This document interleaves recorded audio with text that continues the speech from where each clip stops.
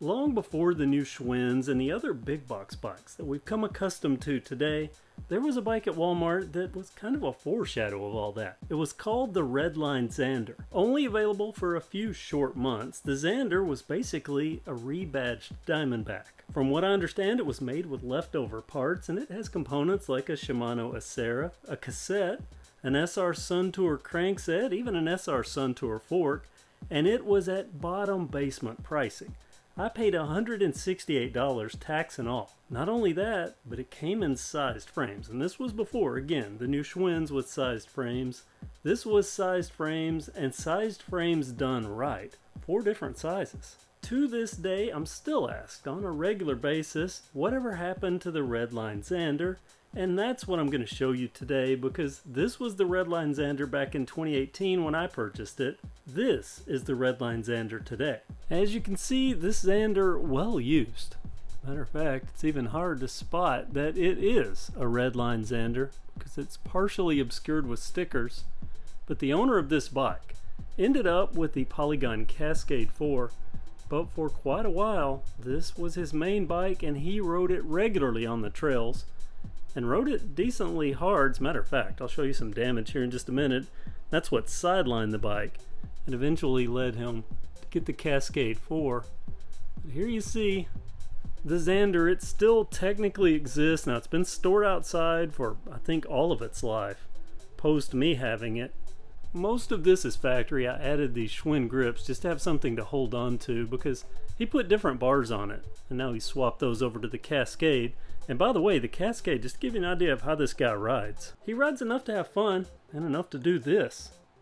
Tacoed the wheel on the Cascade 4 within the first couple of weeks of having it. He's currently running an aluminum comp, a factory aluminum comp wheel as the replacement until we can get him a proper factory replacement. But he rode the Redline Zander equally hard and it held up, so good there. Ironically, the crash that sidelined it wasn't on a mountain bike trail, it was on what we call the TVA trails, or well, it's officially the TVA trails.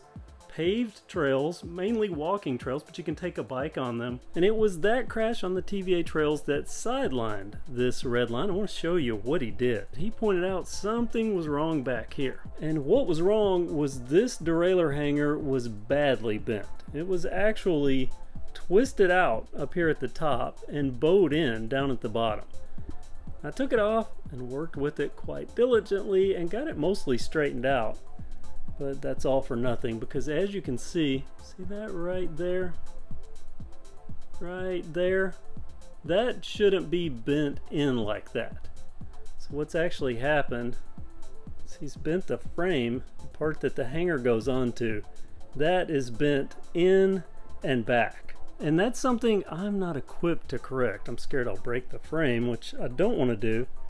So we're going to see if the local bike shop can fix that for him. But also, he mentioned that the crankset was warped. It's this crank arm, and what actually happened was what he was perceiving as a bend was actually a bow because of this. You can see that that square taper wallowed this out, and that happens if these aren't properly tightened. And on a square taper crankset, you have to periodically tighten that bolt down, or this will happen, and once this wallows out, this crank's done. And I have another one of those. This is the crank arm off the Mongoose XR Pro, the same Suntour XCT crank arm. The problem is, as often happens when a crank arm wallows out, it also damages the spindle down there at the bottom bracket, as well as some of the threads on that spindle are damaged.